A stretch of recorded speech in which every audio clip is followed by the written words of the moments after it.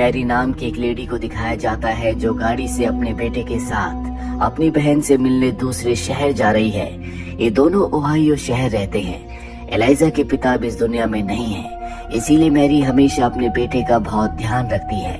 ये जीपीएस के थ्रू दूसरे शहर जा रहे होते हैं, पर तभी इनका जीपीएस काम करना बंद कर देता है, जिससे गलत रास्ते पर चले जाते हैं। मैरी अपनी गाड़ी को वहां से मोड़ती है और तभी उसकी गाड़ी पूरी तरह से हिलना शुरू हो जाती है। उसकी गाड़ी के जो ग्लास होते हैं वो अपने आप ही टूट जाते हैं। इससे पहले कि मैरी कुछ समझ पाती, उसकी गाड़ी के बिल्कुल ऊपर से एक प्लेन गुजरता है जो कि बहुत ही पुराना है।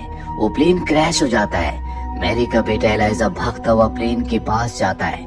मैरी भी उस जगह आ जाती है। मैरी देखती है कि ये प्लेन बहुत ही पुराना है, इस तरह के प्लेन अब नहीं बनते। दरअसल वर्ल्ड वॉर 2 के वक्त यूएस की आर्मी इस तरह के प्लेन्स दुश्मन के ऊपर हमला करने के लिए इस्तेमाल किया करती थी, और अब मैरी को कुछ समझ नहीं आता, इसीलिए वो पुलिस को कॉल करती है और सब कुछ बताती है कि किस तरह से एक प्लेन यहाँ पर क्रैश हुआ है। तभी एलाइजा को प्लेन के अंदर कुछ हलचल महसूस होती है। दरअसल पायलट अब भी जिंदा होता है। वो अपनी मॉम को ये बात बताता है। मैरी भागते हुए प्लेन के बिल्कुल पास चली जाती है, जहाँ वो देखती है कि पायलट अब भी अंदर है, जो पूरी तरह से होश में नहीं है। प्लेन में आग लग चुकी है और जल्दी अगर पायलट को बाहर नहीं निकाला गया तो उसकी मृत्यु हो जाएगी। वो बाहर के गिलास को जोर जोर से पटक कर उसे होश में लाती है। इसके बाद वो उसके डोर को खोलने में उसकी मदद करती है और पायलट को बाहर निकाल देती है। पायलट अब पूरी तरह से सुरक्षित है, लेकिन पायलट इस जगह पहुंचकर पूरी तरह से हैरान है, क्योंकि यहाँ पर पूरा वातावरण शांत है, जबकि वो वर्ल्ड वॉर 2 का हिस्सा था, जहाँ पर वो जंग में शामिल था। और उसे कुछ समझ नहीं आता कि वो यहाँ पर कैसे पहुंचा। ना ही उसे पता है कि ये साल 2024 है। वो मैरी को उसकी जान बचाने के लिए शुक्रिया कहता है और पूछता है, क्या तुम जर्मन हो? तुम यहाँ पर क्या कर रहे हो? वॉर का वक्त है, चारों तरफ खतरा है, तुम्हें यहाँ से अपने घर वापस चले जाना चाहिए।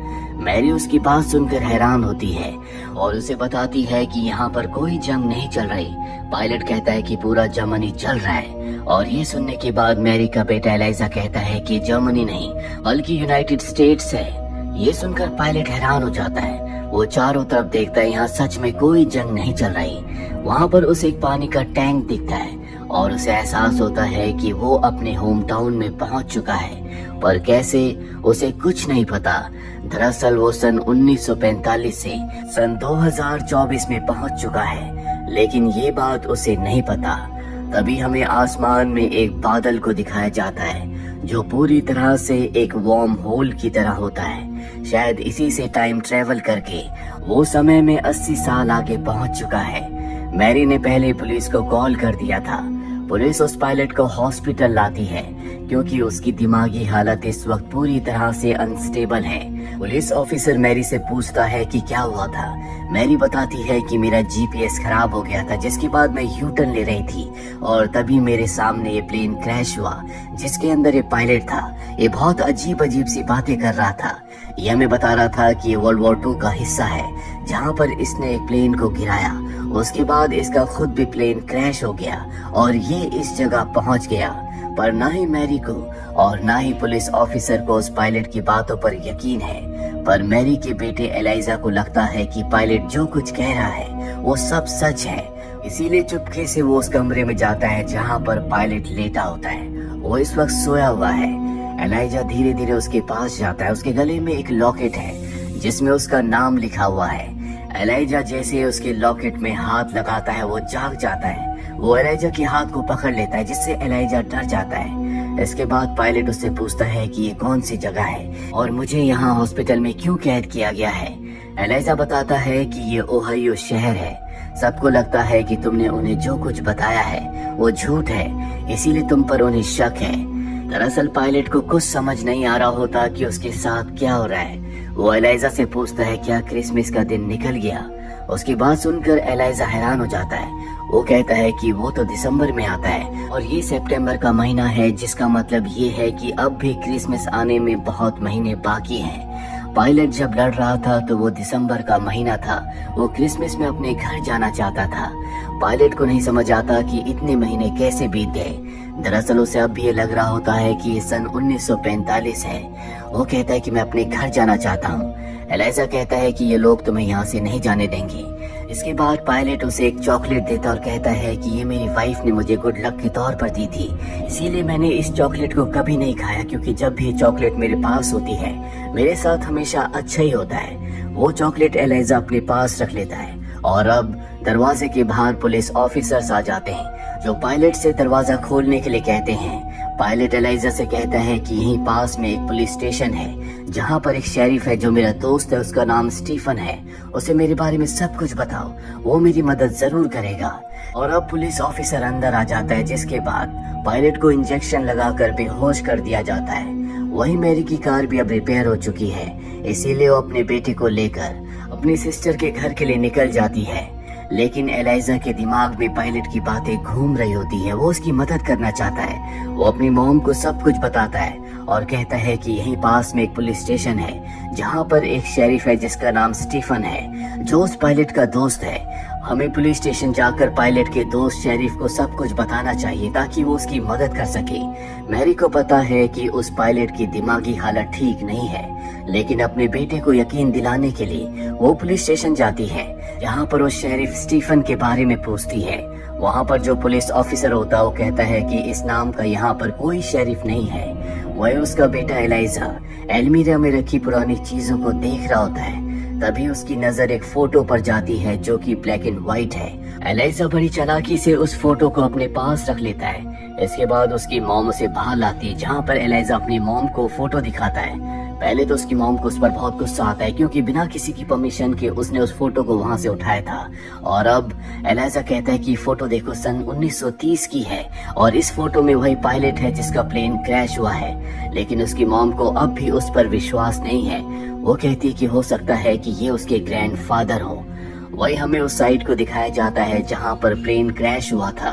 वहाँ पर गवर्नमेंट की एक खास टीम आती है जिसमें बेल नाम का एक ऑफिसर भी होता है जो पूरी की पूरी टीम को लीड कर रहा है। उसके साथ उसकी असिस्टेंट भी है। वो अपने गैजेट से आसमान में उस बादल को देखता है जो एक वार्म होल की तरह होता है। ऐसा लगता है जैसे बेल को इस बारे में पहले से पता है। इस तरह की घटनाएं पहले भी हुई हैं। वो अपने असिस्टेंट से कहता है कि पायलट पर हॉस्पिटल में नजर रखो, जिसके बाद असिस्टेंट अपनी टीम लेकर पायलट पर नजर रखने के लिए हॉस्पिटल की तरफ निकल पड़ती है। यहाँ पर अब वैज्ञानिकों की एक टीम आती है। इन्हें पता चलता है कि इस जगह पर कई बार अपने आप ही जमीन वाइब्रेट होती है और इसी वाइब्रेशन की वजह से मैरी की गाड़ी के ग्लासेस अपने आप ही टूट गए थे। अब एक वैज्ञानिक ऑफिसर बेल को कहता है कि हमें पता है कि इस तरह की सिचुएशंस को किस तरह से हैंडल किया जाता है, पर अगर हम उस पायलट को वापस उसके वक्त में नहीं भेज पाए तो हम क्या करेंगे। बेल उसकी बात का कोई जवाब नहीं देता। वहीं हॉस्पिटल में हमें पायलट को दिखाया जाता है जो नर्स को बेहोश करके एक ऑफिसर के कपड़े पहनकर वहां से बाहर निकलने में कामयाब हो जाता है। उसके सामने से एक लड़की गुजरती है जो वीडियो कॉल पर किसी से बातें कर रही होती है। पायलट ये देखकर हैरान हो जाता है क्योंकि उसके वक्त में इस तरह के गैजेट्स नहीं थे, ना ही मोबाइल थे। आसमान से एक फाइटर जेट भी निकलता है। उसे भी देखकर वो हैरान हो जाता है क्योंकि ये बहुत ही एडवांस है। साथ ही यहाँ पार्किंग में जितनी भी गाड़ियाँ होती है उसके वक्त में इस तरह की एडवांस गाड़ियाँ नहीं थी। पायलट को समझ में आ जाता है कि कुछ न कुछ गड़बड़ है। वहीं एलाइजा और उसकी मॉम को दिखाया जाता है। इनकी गाड़ी ओवरहीट हो जाती है, इसीलिए वो अपनी गाड़ी को एक गैस स्टेशन पर रोकती है। वो गाड़ी से बाहर उतरती है। एलाइजा को गाड़ी के अंदर एक लेटर मिलता है जिससे उसे पता चलता है उसकी मॉम उसकी आंट से उसे मिलवाने के लिए नहीं बल्कि उसे वहाँ पर छोड़ने के लिए जा रही है और अब वो वहीं पर रहेगा। दरअसल उसकी मॉम अब उसे अकेले नहीं संभाल सकती। उसके पिता इस दुनिया में नहीं है जो खुद भी एक पायलट थे, लेकिन अफगानिस्तान की जंग में उसके पिता की मृत्यु हो गई। इस बात से एलाइजा को बहुत गुस्सा आता है क्योंकि वो अपनी मॉम के साथ रहना चाहता है। हालांकि उसकी मॉम भी उसे छोड़ना नहीं चाहती, लेकिन वो मजबूर है। और अब जब ये गाड़ी से यहाँ से निकलते हैं तब इनकी गाड़ी से एक बाइक टकराती है और ये बाइक उसी पायलट की होती है जो हॉस्पिटल से भागा था। एलाइजा और उसकी मॉम गाड़ी से बाहर आते हैं जहाँ पर एलाइजा उस पायलट को फोटो दिखाता है जो उसने पुलिस स्टेशन से ली थी। उस फोटो को पायलट पहचान जाता है। कहता है कि ये मैं हूँ और मेरे साथ जो खड़ा है ये मेरा वही दोस्त है जो कि शेरिफ है जिसका नाम स्टीफन है। मैं भी पहले एक पुलिस ऑफिसर था, लेकिन जब पर्ल हार्बर के ऊपर हमला हुआ उसके बाद मैंने आर्मी ज्वाइन कर ली। अब एलाइजा अपनी मॉम से कहता है कि हमें इस पायलट की मदद करनी चाहिए। मैरी उसकी बात मान जाती है, जिसके बाद वो पायलट से पूछती है कि तुम कहाँ जाना चाहते हो। पायलट कहता है कि मैं अपने घर जाना चाहता हूँ, मेरी वाइफ मेरा इंतजार कर रही होगी। मैरी उसकी बात मान जाती है और अब वो उसे अपनी गाड़ी में लिफ्ट देती है।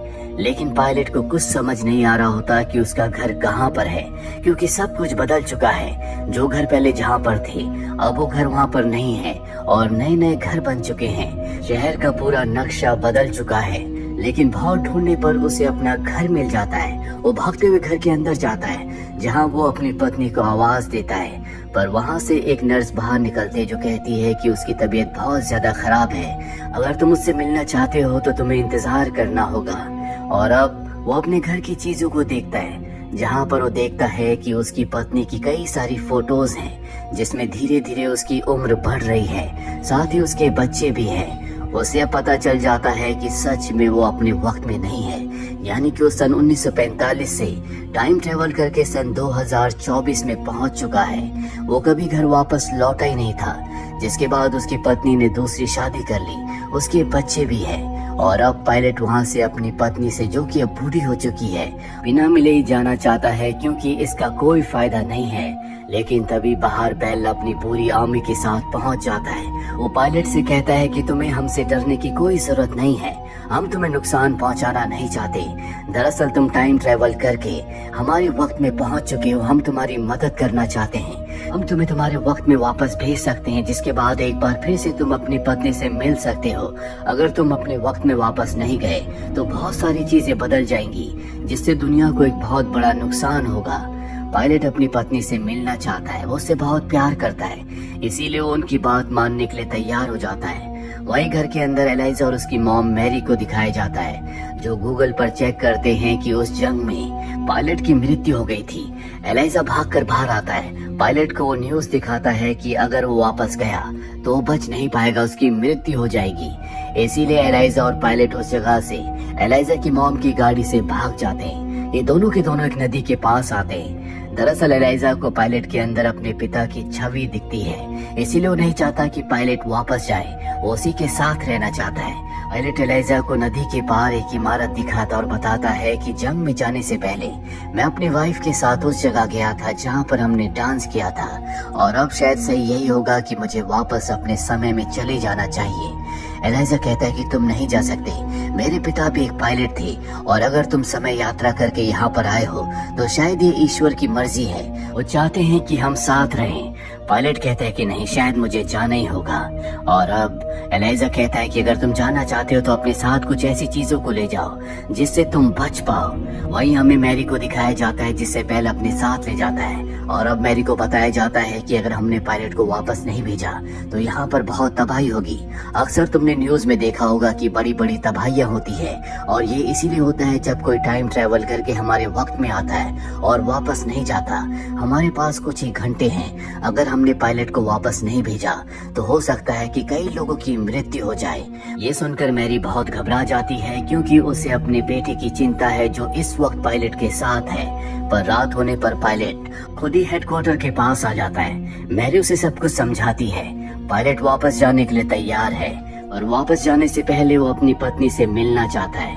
वो अपने घर जाता है, जहाँ पर उसकी पत्नी अब बहुत बूढ़ी हो चुकी है। वो अपनी पत्नी से मिलता है। उसकी पत्नी को लगता है कि ये एक सपना है। उसकी पत्नी ने उस लॉकेट को अब भी अपने पास संभाल के रखा होता है, जिसमें पायलट की फोटो है। इसके बाद पायलट अपनी पत्नी के साथ डांस करता है और उसे अलविदा कहकर वापस उसी हेडक्वार्टर में आ जाता है, जहाँ पर उसके प्लेन को अब रिपेयर कर दिया गया है। उसे बताया जाता है कि हम अतीत की एक भी चीज को अपने पास नहीं रख सकते, इससे बहुत कुछ यहाँ पर बदल सकता है। पायलट को याद आता है कि उसकी जो चॉकलेट थी, जो उसकी पत्नी ने उसे गुड लक के तौर पर दी थी, जो उसने एलाइजा को दी थी, अब भी वो एलाइजा के पास है।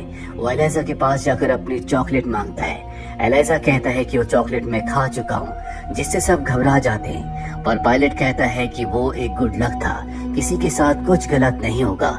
और अब वो अपने प्लेन में बैठकर उसी बादल की तरफ निकल पड़ता है, जो एक वार्म होल की तरह है, जो अब जल्दी बंद होने वाला है। उसे वक्त में वहां पर पहुंचना होगा।